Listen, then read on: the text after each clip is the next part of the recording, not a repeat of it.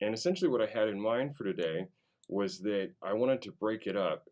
So if you're a little bit more advanced, so like I would consider that maybe like 1400 or above, then maybe take a look at those puzzles in there and give those a try.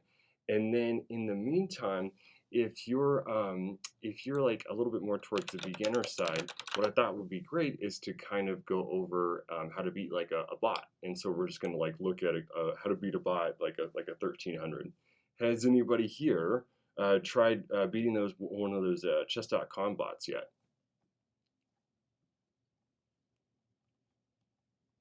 Cool, cool. How did it go?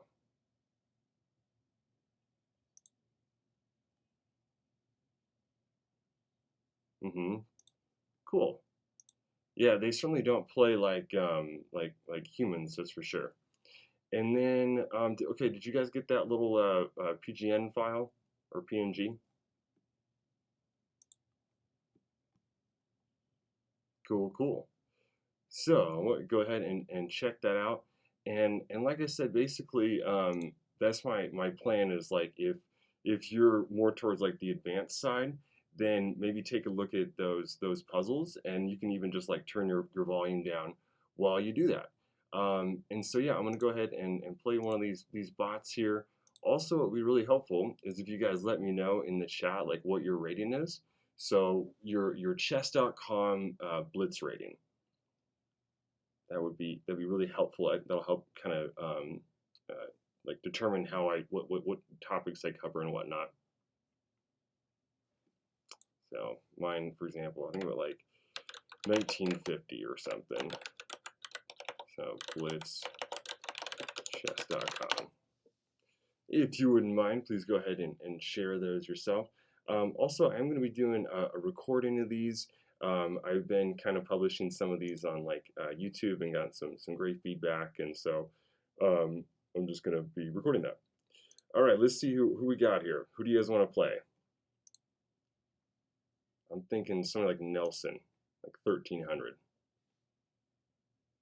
Any votes?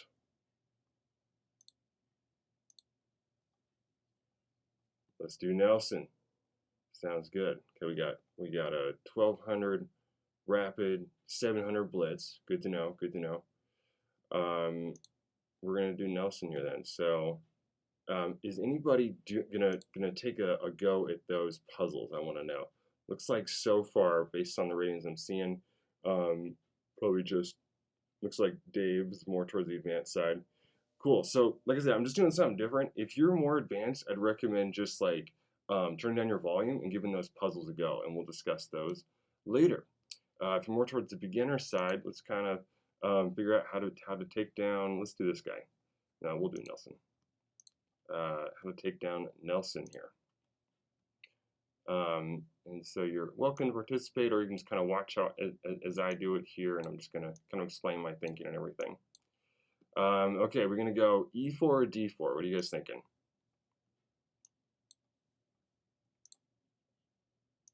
Let's do E4. Scholars mate. Uh-oh, he knows about scholars mate. My plans are foiled. Queen to F6, kind of doing one of those weird moves. Like Dave was mentioning earlier, this really isn't much of a human move. It's just a well-known principle. You shouldn't bring your queen out that early, so most people aren't going to do something like that. Let's go bishop out to here. I'm just going to develop pieces. Basically, my strategy is to like just wait for some sort of mistake like this. Now I have a discovered attack. I can go ahead and do this. And again, while I do this, you can just feel free to share your thoughts on what I should do and all that good stuff. I suppose I probably had a better move there. I'll go like this. And then, okay, so neat little tactical opportunity here. What do you guys think? White to move here.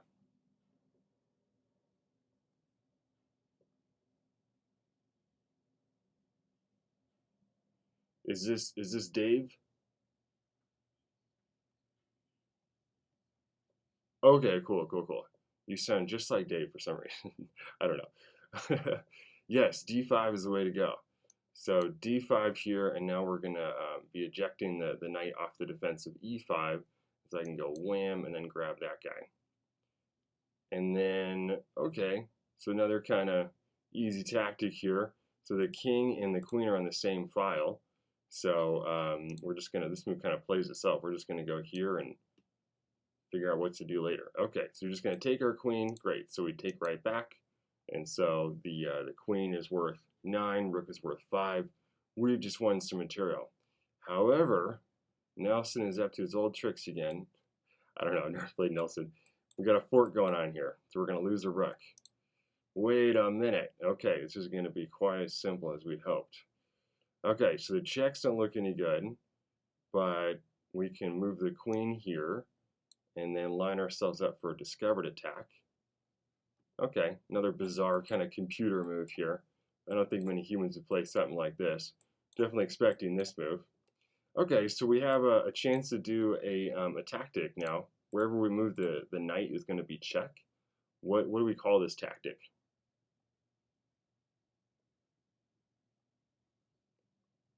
Discover check, that's it, yep. Very cool. So we're thinking we can't just take the knight. What? Knight G6, you said? Yeah, I'm thinking knight G6. I kind of like this one a little bit more. We could also just grab this.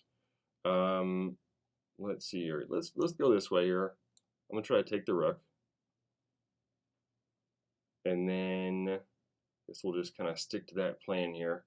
Boy, this is getting pretty wild. So lots of stuff hanging here. I don't even think I'm playing the most accurate moves, but it should be all right. All right, I'm gonna grab this rook, and probably grab ours. What? Look at this. He's not even taking the rook. What? Nelson, 1300. I'm not believing it. Okay, so now I gotta move the queen somewhere. Lots of choices. Still hoping I can get to f7 here in a minute. Let's see if that ever pans out. I'm gonna go queen to e4. Just gonna go ahead and grab this knight now. How are we doing on material? We are up 8 points. It's more than 7, less than 9. So we got plenty of points here. So here I'm gonna just, I guess, start grabbing stuff. Just gobble pawns up. And defend this pawn here. And I guess he hasn't castled yet, so he might castle queen side here. What do you guys think I should do here?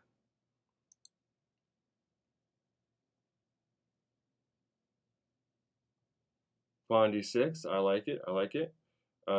What's the plan here with pawn d6? Nice, yep. What if we do that same thing but we take here? So then it's a more active move because we're threatening the bishop. Let's do it. I'm going to take right here. Take there. Cool. We're going to follow through with this. Takes right here. Check. Knight's in this super funky spot. We're up 10 points. And when you have a huge advantage like this, it really doesn't matter like how many moves it takes you.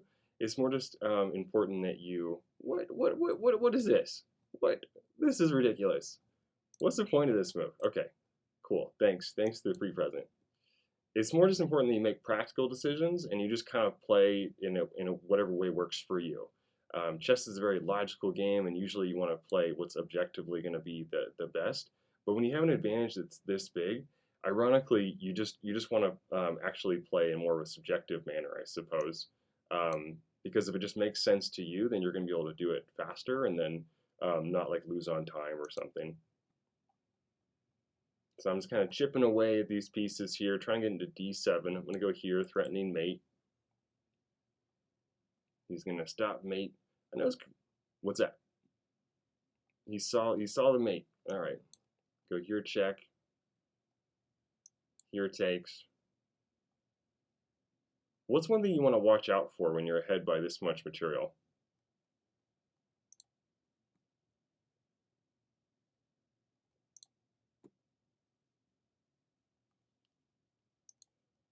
Back rank mate? Not quite what I'm looking for. You can get back rank stalemate, exactly, yep. So he's only got 3 pawns left. So what can happen sometimes is that if he's completely out of moves, then and he's not in check, then it could be a draw.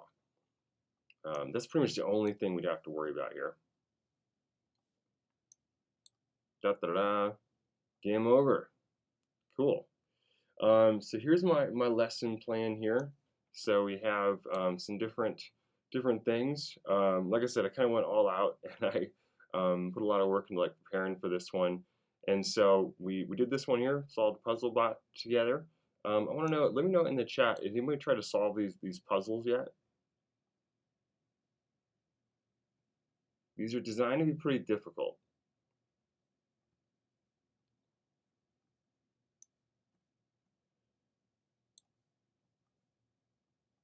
If not, that's a-okay. Just kind of some foreshadowing of what's ahead. So this is the tournament I played in. There was, and this I'm just going to be talking about this the rest of the lesson basically. So this is last weekend here. There was 38 players that competed, and I was 7th seed at 1922, and there was some really strong players here. So Alex Lenderman, 2,700, and then this guy here, 2,600. Who turns out to actually be the 176th best player in the world.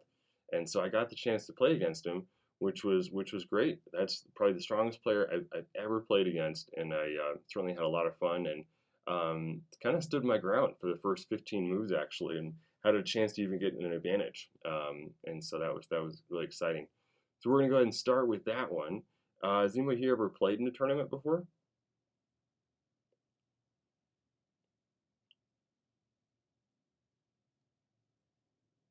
No from Prashant?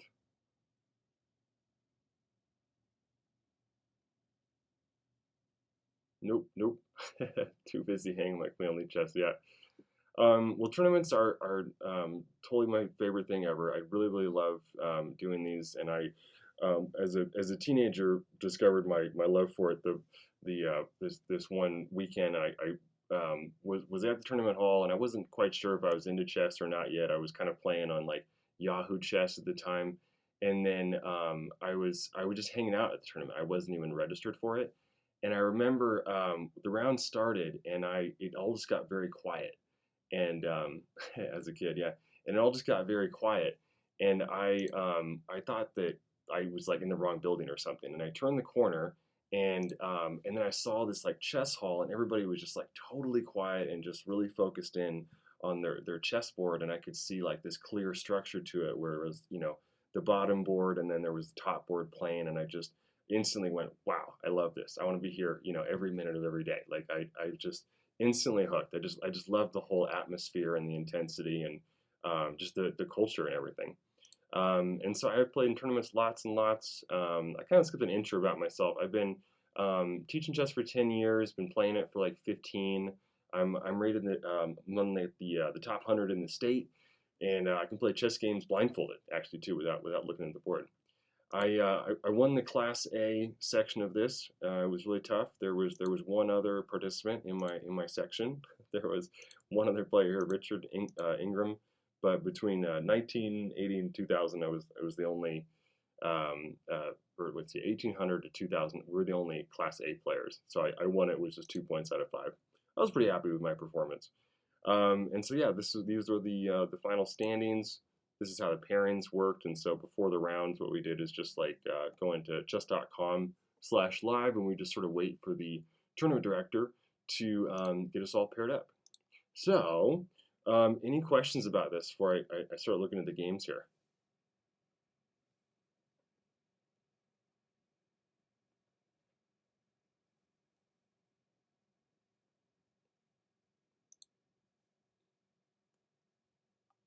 And if not, that's a-okay. So I'm going to go ahead and start with this one. So this is a player who's, like I said, 176 best in the world. His rating here doesn't reflect it, but he is rated, 2600 in real life in his USCF.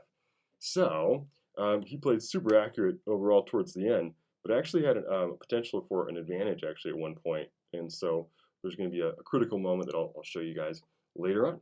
Games G in 1 hour. we start out with the French defense. I was hopeful about this one. I know it pretty well. I've been playing it for many years, and I played actually book moves all the way down to like move 15 actually. So here I play bishop to e7. This is actually kind of a new move for me. Usually I rely on kind of a trick here where I go like this, and then knight to a4, and then I go here check, pawn blocks like this, takes right here, b4, and then I go knight takes. And this is just a very dubious gambit, and I figured that this player would just kind of crush me if I did this. It works well in blitz, but if they have enough time to figure out what's going on here, the piece sacrifice just isn't quite worth it. I could try to bring my bishop out, but these two pawns ultimately aren't really enough compensation for it. And so I try to look for what I thought may be like probably objectively a little better. So I'm with this move here, bishop to e7, next queen to d2, castles, takes right here. I grab this way, and now we have opposite side castling. So when the kings castle on opposite sides of the board, what is generally the overall strategy for both players? Attack, exactly, yep. And so, and why is that the case?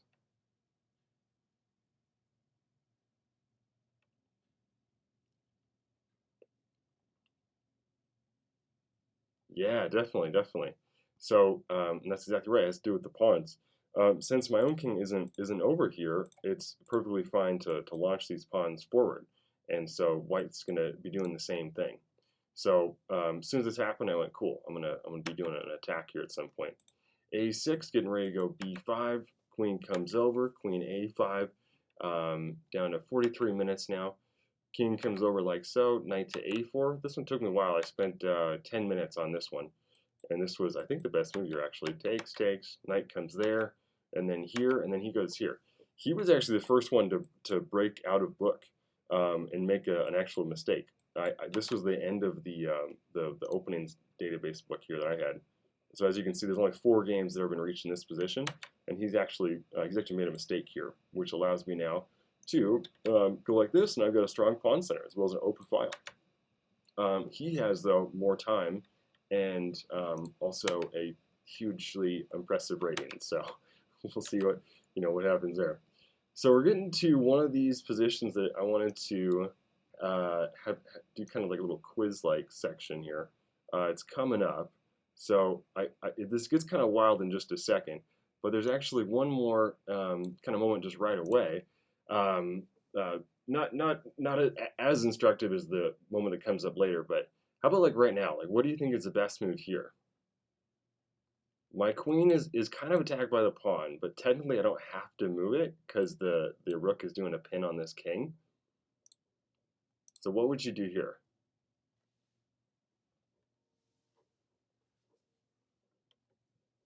F6. This might work here. It's an interesting idea. What's your plan with that one?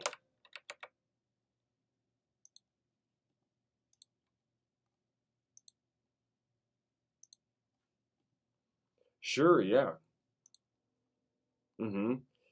Yeah, I could see that potentially working. Let me think about this. If you go here, the only thing I don't like though is that you're kind of weakening your own pawn shield a little bit. Let me think. So if you go there, hold on, I've got another computer on another screen here. Usually, these last few lessons, I've been clicking the analysis and then hitting the engine, but I'm just using another monitor so you guys can't see that, and I can pretend like I'm super impressive and can come up with this stuff instantly. Let me see what the computer says here. So it doesn't look like it's that bad. It's perfectly acceptable, and I do like your plan here of like kind of getting the bishop along this dark diagonal. So as far as I can tell, it does like this as an alternative. I wasn't sure. I wasn't sure about that, but it does like it. Good suggestion. There's technically something that's a little bit better here. Just by a very small amount, but it's more just by the general plan.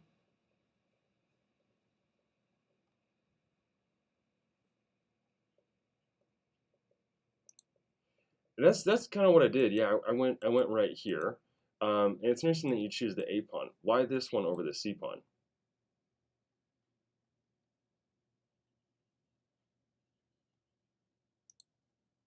Yeah, nice, nice. I was definitely thinking about the same thing. I did end up going to B4 after 15 minutes. So excellent time management on my part here. Used over 50% of my time for this one in a position where it's like it makes a difference of like, you know, a fifth of a pawn basically. Um, but I couldn't just quite decide if I want to go like with this one or with this one. In hindsight, hindsight's 2020, but I actually just should have gone directly for this. I was worried that if I did this, that after takes, it wouldn't make any sense to just take back like this. But as it turns out, because I can also take on e5, I've got like a small tiny advantage right here. But I was kind of leaning towards keeping the bishop and the pawn on the board, and so I did go here, kind of with this idea. But technically, c5 in that position was better. So next here, mhm.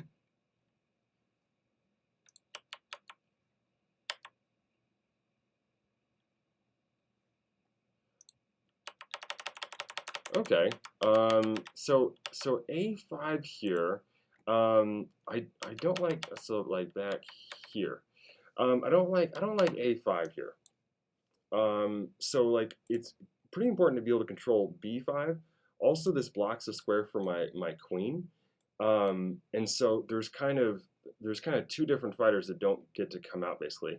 By going a5, I essentially limit my potential to bring in both of these guys into the attack. And then I also surrender b5, which kind of gives him some chances to use his own pieces. Good question, but wouldn't make sense in that position. Does that answer your question? Cool, cool. All right, so next here we go like this and this, and then here he plays me really fast, g4. This is actually a pretty big mistake, but over the board, practically this made a lot of sense because he's just trying to complicate matters because he sees that I'm in a lot of time pressure, and so he's just playing a move kind of fast, and I can't have much time to think on his turn. Once again, in this position, c5 was actually the best. I made a bad call here, and I went f5, hoping to kind of lock this up and give myself some chances to defend more easily, but in so doing, I kind of actually weakened my king side basically a little bit more. After here, and then queen to a7, things are kind of heating up. He's attacking my bishop. He's got some pressure on this pawn. And now I slide my rook over here, only move, really. Pawn takes right here. And then now I'm going to go here and attack the queen. He comes over this way. And now I take, and then he goes e6. All right, so I got 4 minutes on my clock against a player who's 176 best in the world, but I can actually get an advantage here, and I did. I went right here. This is a bit of a guess. I figured this would work. I figured he had to go c3. There's not too much to calculate, but after this, so of course he can't take here. Why would this be a terrible idea? Checkmate. Game over. He can't do that. So he goes c3. And then I can still ignore this threat at least for one more turn. I go right here, and this is pretty exciting for me. I've only got 1 minute on my clock, so the odds that I'm going to make a blunder are about 99.9% at some point. But it's fun, and it was exhilarating to know that like I can kind of hold my own sometimes against these really strong players. After queen takes a6, this is where I definitely could have used that extra time though. And unfortunately, just had to make a guess that was ultimately wrong. But this is a pretty instructive moment here, and it is puzzle number 1. So I'll give you guys a couple minutes here. What do you think I should do here? Queen, oh, and to refine the prompt a little bit too, I'm going to give you certain candidate moves. You have queen takes a6, rook takes b3, pink and yellow zebra to z9. Sorry, I work with kids. I couldn't help myself. Or something else. What do you think?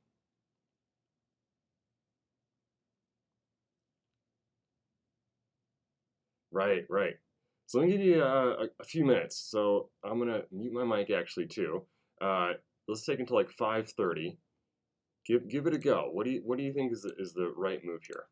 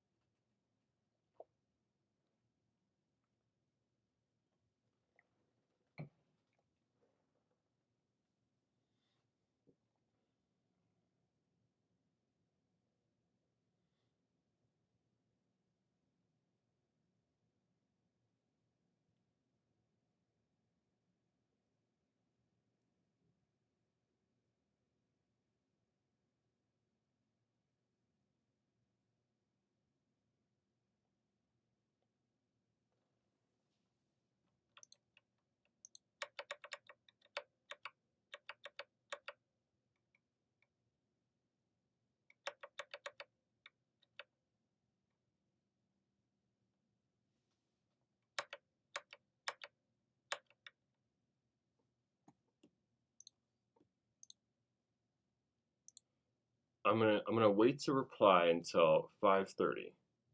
You may be right, you may not. I'm not giving you the answer just yet. Keep thinking about it for a couple more minutes.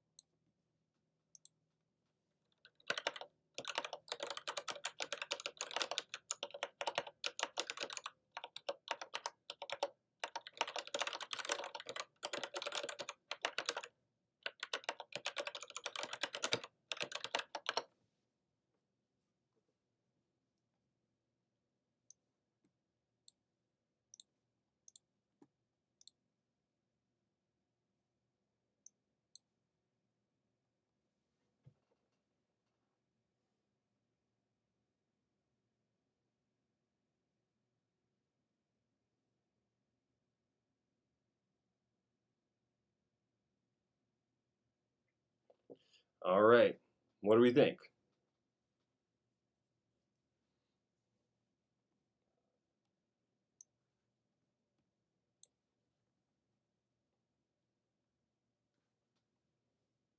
Somebody was talking earlier. They suggested rook takes b3. Let's check it out.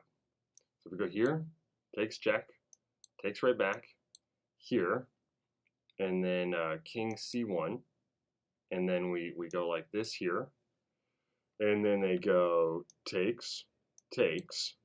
This looks very promising, and it's what I played in the game, and I anticipated that he was going to go here, and then I would kind of figure it out from there. I thought maybe I'm going to have something with like queen to e3, but once we arrived here, I realized that I'm just dead lost, unfortunately, because there really isn't quite enough to keep this going.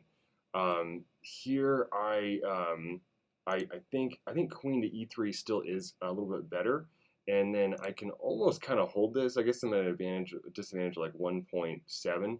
I went here, which is a little bit worse, but I could just see that this wasn't going to necessarily pan out.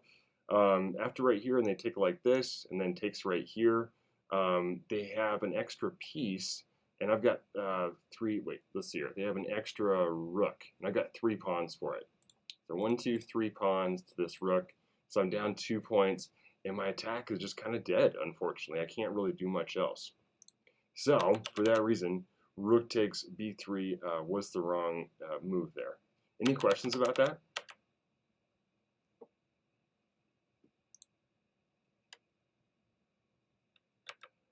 So like right here. Let's see here. Yes, if I go right here, like I said, I'm gonna pretend to be super impressive and have like really good answers, but I'm secretly looking at the other screen here. Okay, so solid suggestion. This is up there. It's just equally as good as bishop takes, and so it's saying we're going to go rook over this away, and then you can survive this here check and then here, which is heartbreaking. It seems like this should work, but there just really isn't much of a follow up now.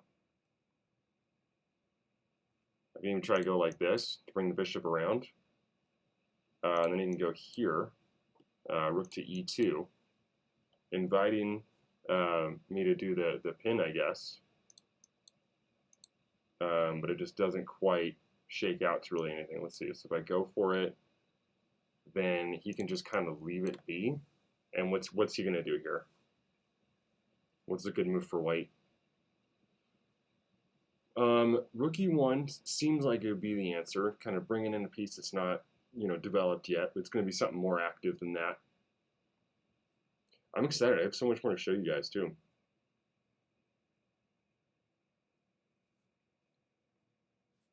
Going once, going twice. Anybody here?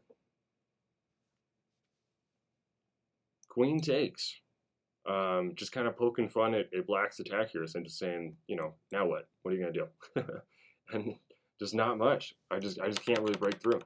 So I did misevaluate that position. I went for it, and he just kind of shut the attack down.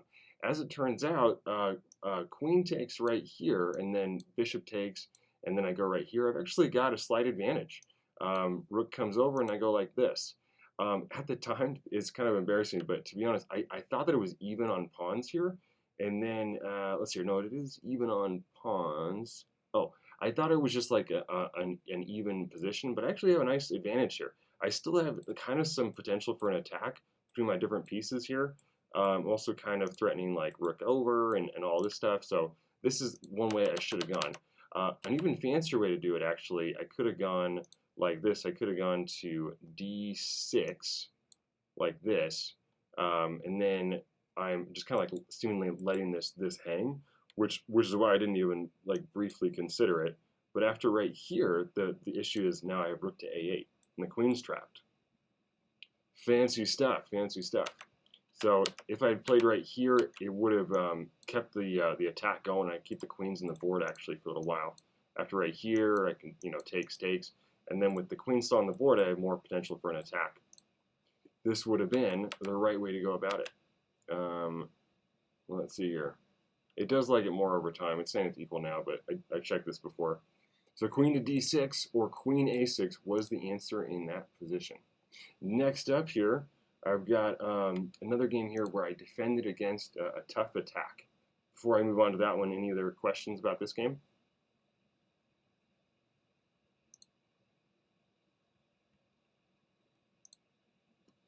Oh, of course, yeah, I should show you the end here, yeah. So after here and here, then I just pretty much knew for sure I was going to lose at this point, but I'm just, I got like 23 seconds, and I figure, what the heck, I'll just play some more moves. So I'll go like this, and then I'll grab a couple pawns, which is nice, but now it's his turn to attack. And this is kind of the case to kind of transition here to when you're defending an attack for a while. The nice thing about it when you defend successfully is that generally a lot of times you're going to have more material, and so then when you attack later, it's much stronger.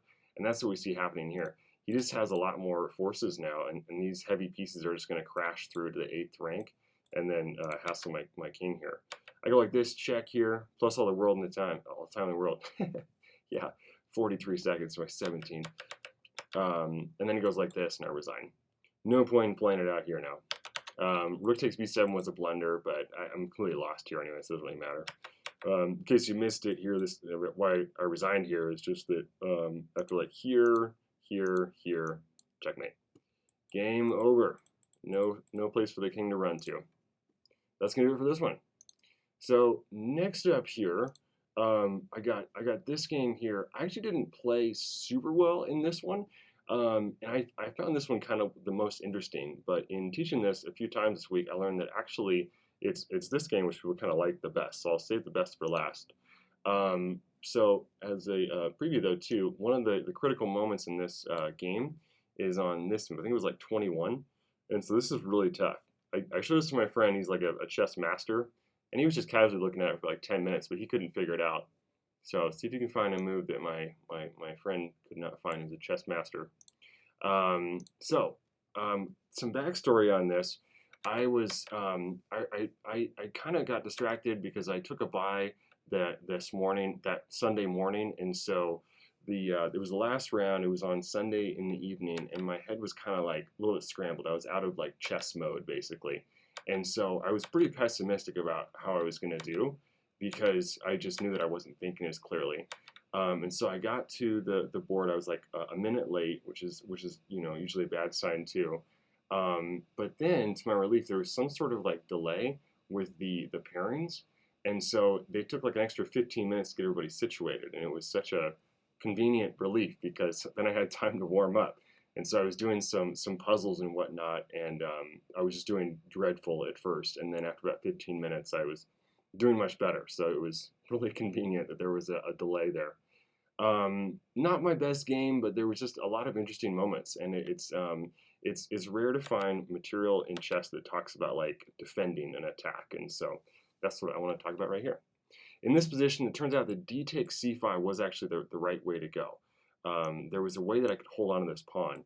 I was worried about if I took right here, knight to e4, queen d4, pawn to f5, and I just thought, you know, with these pieces coming in, I'm not really sure if I can hold this. But as it turns out, I really can. If I go here, here, and then queen to b2, I'm just like up the value of a pawn. In the game, I was unable to find that, and I opted instead for e3, which kind of gives black actually a small edge. And so let's see how the game progresses from here. I go f3, kind of hoping to keep out this knight for a while. Takes, d5, pawn to b3. As it turns out, c5, kind of going for equality here was a better way to go. And then after rook comes over, I go bishop to b2, and this was his moment to try to take me down, actually. So in his, I submitted this game actually to the Northwest Chess magazine too, so I have some other notes about it I'm going to read to you here. So he's an up-and-coming youngster, and he scored a draw against an 1800 in his last round, and so now he's getting poised ready for a full-on assault against me here later. And he's up on time and everything, and he's also trying to get some sort of attack going here against c4. And if he had played here takes, and then after pawn takes, now he goes right here, he's got a decent advantage right now. I thought that I might kind of have a way to defend against this, but between the knight, the rook, and the bishop, I'm actually going to be overwhelmed on this square, and ultimately possibly even have to forfeit the entire pawn. Plus, he's going to have the square d5 for his knight later. But, fortunate for me, he played the move knight to a5 first. So, you may have heard the phrase, knights on the rim are grim. And so that's kind of what's happening here, but it's not just because of that. This is actually a good move, it's just the wrong move order. He should take first and then go here. It makes all the difference, actually, though, that he's going here first, because now I can go c5, which I was very proud of. I really was very confident this was the right move, and indeed it is. What is so handy about this move strategically?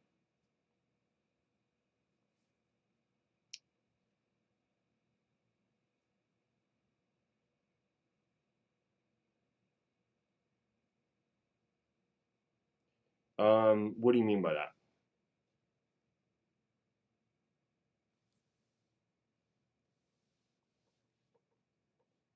Yeah, exactly. Yep. And also the pawn, right? So the pawn, the knight, and soon the bishop are all getting ready to attack c4. Well, how about c5? You can't really involve any of these guys on here.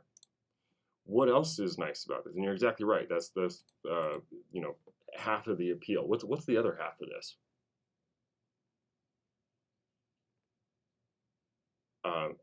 Sorry, two people talking at the same time.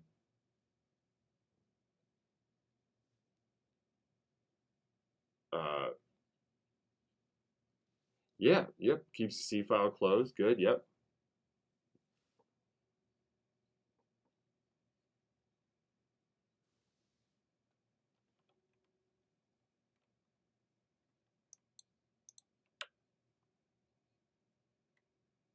Either way, it's blocked, right?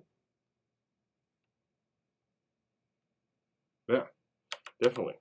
And speaking of blocked pieces, the other thing here, the last game really is the best. I'm going to kind of go faster actually here. The thing that's really nice about this too is this d5 pawn is actually kind of a big nuisance for black's pieces. Three of his pieces are now actually kind of blocked by their own pawn there. And so, and also to get this pawn to move forward, you would think, well, okay, I can try to flank pawn for a center pawn. But if he does that, then it unleashes this monster of a bishop here along the dark diagonal. And so the price to pay is too high for that.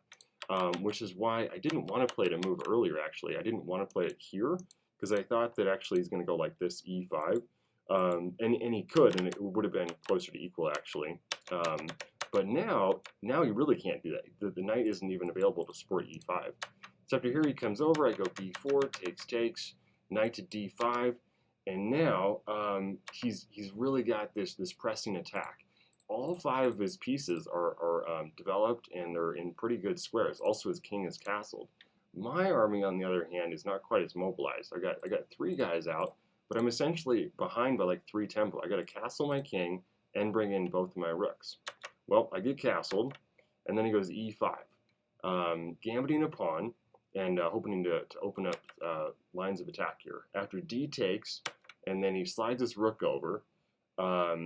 now this is the critical position here where I put a little diagram of it.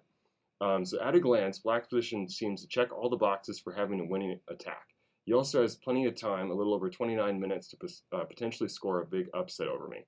My clock reads 27:45, and I felt uncertain. One option here is queen to b3, and then after this, queen to e3 would kind of lead to an equal position where he's still got some initiative. So I spent 11 minutes looking for alternatives and played the best move here. So let's see here, until 5:46. Give this one a go. What do you think is the right move here?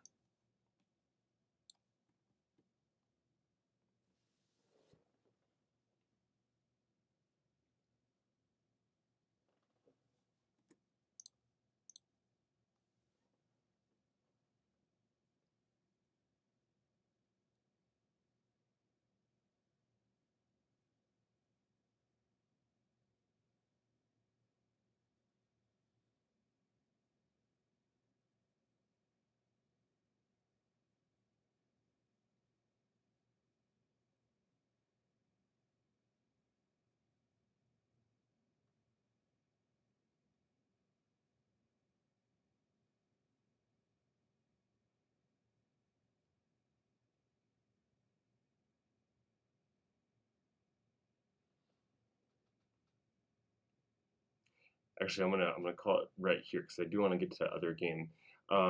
Any suggestions?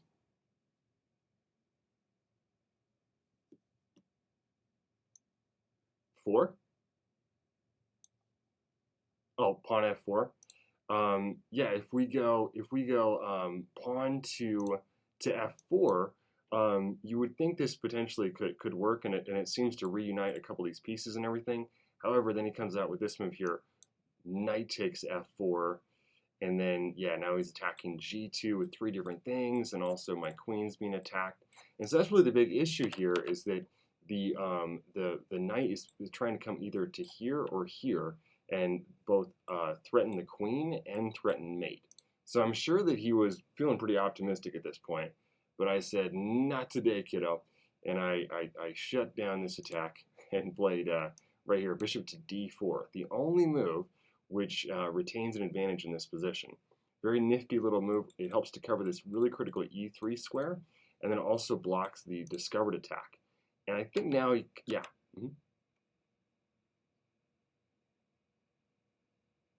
Nothing? Just keep going? Okay. So now he goes rook to e6, hoping to kind of push through with this attack. But this is sort of really not that intimidating. I can just slide over my rook, get this guy activated, and then it's pretty easy to stop this. I made a practical decision to not calculate too deeply here, and I just kind of play this move pretty fast. This turns out to actually be a mistake. It was better to actually go g3, but I invested so much time previously, I just kind of had to take some shortcuts. So I go like this, now I bring this over here, and I go queen to c4, kind of setting up a potential cheapo here to go like bishop to e3. I've also got 8 minutes now, and one thing that I've noticed is that when I'm in time pressure, a lot of times my opponents will actually play worse because they try to play faster to make me make mistakes. So in a way, my time pressure provoked a mistake that was you wouldn't think he would make since he's got more time. But he goes right here. This is a big blunder, and I go like this. Lights out for your attack, kiddo. No mas. So I go like this. This knight's going to be shut down here with this pin. And although it seems like he's got plenty of power on this side of the board, these rooks are incapable of defending this square. He can't bring a pawn or anything on there, and he doesn't have any way to make a strong counter threat. So he just toast. The knight is doomed. These two attackers are going to doom this knight. So after this, he goes knight to right here, doing a desperado to at least kind of disrupt the pawn structure here. And now it's kind of a matter of technique, as they say. And so I'm just going to kind of fly through it here. I'm up a couple of pawns right here, and so I just want to push this pawn down and try to get a queen. There's actually plenty more I could say about this, but I really want to get to that third one, so I'm going a little faster. I do another class at 6, so I got to end promptly at that time. So we're here, and then he resigns a few moves later. Between these different pieces, I've just got plenty of potential to win this.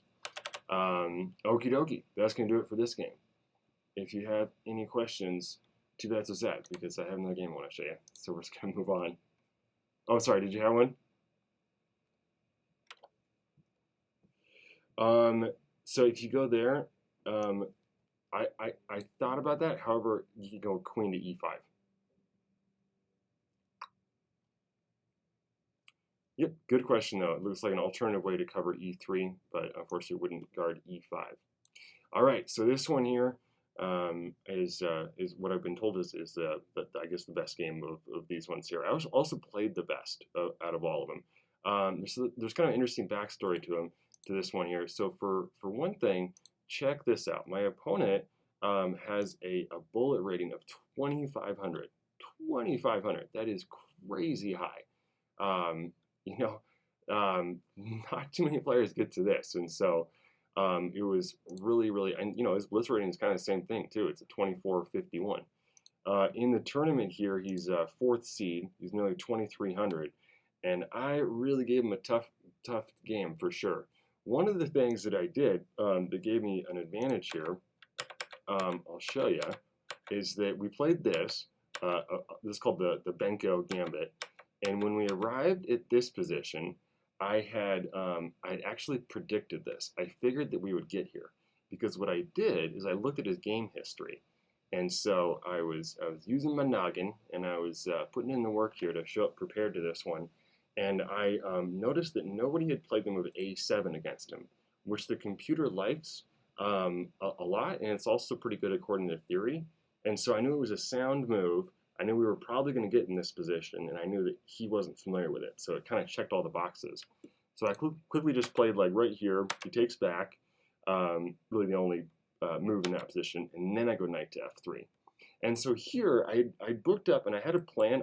The theory in this position says you're supposed to either go e6 or d6, but he quickly played right here, not even really thinking about it. So he's still feeling pretty confident here. 2,500 bullet player. He's sitting there thinking, oh, this 1900s, what's he doing with this a7 stuff? He just plays this move, which is actually a mistake. But the thing about when you try to memorize a certain opening and then your opponent makes a mistake is that you don't necessarily know what to do anymore. Because if the theory doesn't comment on it, then all you know is that it's not a good move. Here my move is kind of automatic. It's pretty easy to figure out what it is here. What do you think? What would you do here if you're white? This move almost kind of plays itself.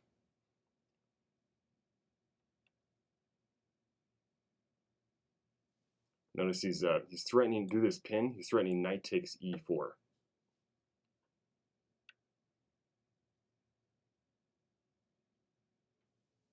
Yep, bishop d2. Yep.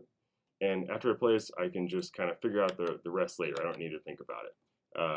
I only spent a little over a minute on it. After this, he goes right here, and I thought that the same logic would apply here, that this move kind of plays itself. I thought, cool, I'm defending b2, and I'm like supporting e4, but it does not actually sound logic in this case.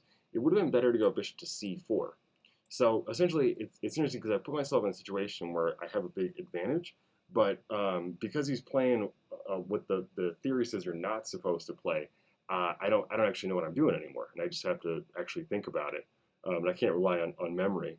So the thing is, I should have at least considered this because I had to realize that this actually isn't a threat. So if I go right here and just continue with my development, and then he follows through on this really non-threat and takes his what's called like a poison pawn, now I go here, and then I take his knight. A theme which he and certainly I too was not really used to, because typically the rook is on a8 and it guards this, and so that little subtle nuance is kind of exactly what I was hoping for, that he wouldn't quite understand what to do in this position, or like what the natural correct moves are here. We only got about 5 minutes. I'm gonna keep going. So I go queen to c2. The other thing I learned about this, why it's a mistake, is that it's better to kind of wait to see where the queen wants to go. For example, it may turn out to be better to go to like e2. The bishop, on the other hand, I know it wants to go here, and so I should have gone there. After this, I go knight to b5. So this is an interesting moment. Okay, I took 7 minutes on this move. And I knew I was going to play this. I didn't even reconsider it for the entire 7 minutes. So why did I take so long to play it? If I knew I was going to do it, why did I spend 7 minutes on it? I had a clever thought process about it that panned out for me. It has to do with player psychology.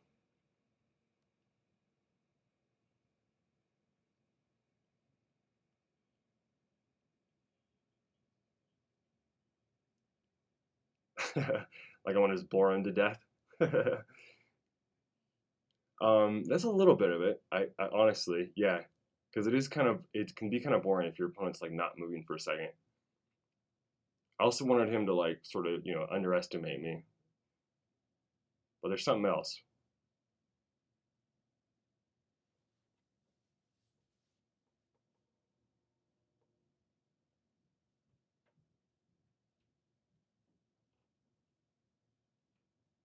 hmm But those pawns are solid. I didn't even consider for a minute playing anything else. I'm certainly going to go here.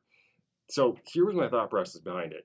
Intimidation, yeah. Well, it gets to that in a second because here's what I do. I go right here, and I knew for sure he's going to go here. So I was thinking about, okay, when they do this, I'm going to go A4, and I think he's going to go here. And I was thinking about what to do in this position. So I wasn't spending 7 minutes thinking about this position. I was spending 7 minutes thinking about this position, and that's where I kind of threw him off. Because I need to resolve this threat. There's the idea now of going like bishop takes right here, and then because of this pin, I've got a big problem with my rook. So for example, if I play like a nothing move like this or whatever, then I have to worry about takes. And after takes right here, you can go queen takes. And then after this and then this, I've got serious problems here. It looks like I can defend this. Let me just double check that I got the right idea here. I mean, let me just brainstorm, freeform, just off the top of my head. Wink, wink, nudge, nudge. No, I'm just going to check this computer. Hold on. So if I play a nothing move and I go like this, then can he take right now? Thinking he can. Here takes, here takes. Whoops, maybe not. So it's not even necessarily necessary, I guess, right here to move the rook. But at some point, it is going to become a threat, and so I want to figure out kind of how to resolve it. There's plenty of playable moves here, actually. I can go here. The best move is rook to c1, but the point is that I made my move quick, 2 seconds. And so what happened here was fun because I noticed he was very relaxed in his chair at first. He's just, because we're on a Zoom call, and he just goes, whatever, because he's just sitting like, oh, I'm a 2,500 bullet player, whatever, I got this. This amateur spending 7 minutes, just whatever. And then when I quickly played A3, then I noticed he sat up in his chair, like his eyes kind of widened, he's sitting forward and he grabs his mouth. Now he's like zoned in and focused, So I definitely psyched him out with this one, and it worked because now he spent 6 minutes and made a mistake. He went right here. And so I won psychologically there, and I feel like that had a significant part in how I got an advantage later. So that was my quick tale about that move. So we play a few more moves here. I've got a really nice position right now. It turns out taking first and then going F4 was better. But we go like this. Things are getting swapped off. Things are getting traded here. I still got a nice advantage. He goes queen to A6. And after right here, rook to F4, I thought that I really messed up. And I went, oh no, okay, I just blundered. I had this great game. I thought I was going to win, and I just blundered because I thought, okay, I'm gonna move back, and then he's gonna grab the C pawn, and then everything's falling apart. And I think he missed it too until after he played it. But there's a reason you can't take here, and what is that?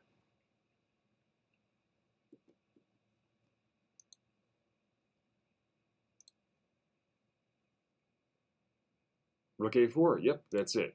If he goes right here, Rook A4, he's toast. No way to save this rook.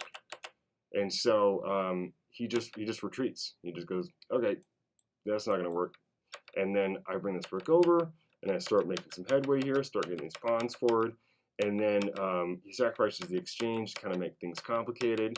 And then now I've got 2 minutes, and he's got 6, and so we're definitely in his territory now. This is his home turf, Mr. 2500.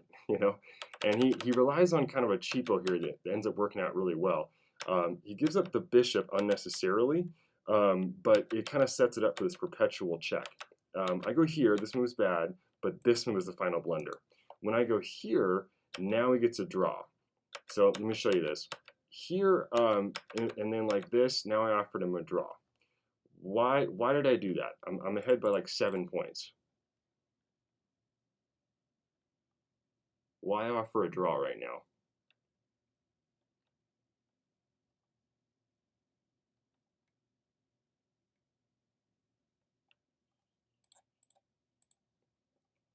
He can just keep me in check, and then it's going to be what's called a 3-move repetition, where if you reach the exact same position 3 times, then it's automatically a draw. And so I knew that he was going to just claim a draw in a second anyway, and so I just said, okay, you got me, and we just called a draw. So he swindled me at the end and got it there. Going back a second, so like I said, right here, the right way to go is king to h4. When I'm going to be safe from checks, actually, after a while. I gotta keep going here, but let me show you this. The interesting thing here about this position is that I need a plan to prevent that perpetual check.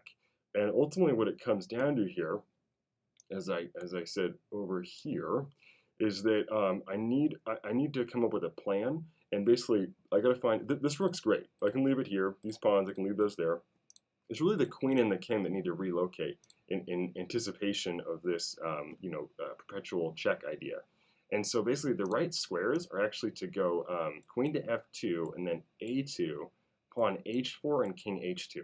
And that setup is surprisingly solid. If I play that, there's really no way for him to actually keep checking me. So let me kind of give you an example of that. So we'll go here, we'll say he goes like h5, trying to kind of pin me down. I'll go like this. And then he goes, we'll say queen d3, and then I'm going to just slide this over here. I think I'd still go to a2. Right here, am I missing something? I can't go there because he goes here check right now. Now I could just take, I guess. I don't know, I'm running out of time. I got to get going. But this is supposed to be the best setup. I go here and here, and then I'm just safe against all checks because I'm guarding the c pawn and I'm guarding the second rank. Had I found that, I could have potentially taken down this guy here. But it was a draw. What do you guys think? Good lesson. You guys learned some stuff. Have some fun. Have a good time. Very good to hear. Cool. And I will see you guys next month. Play lots of chess. See ya.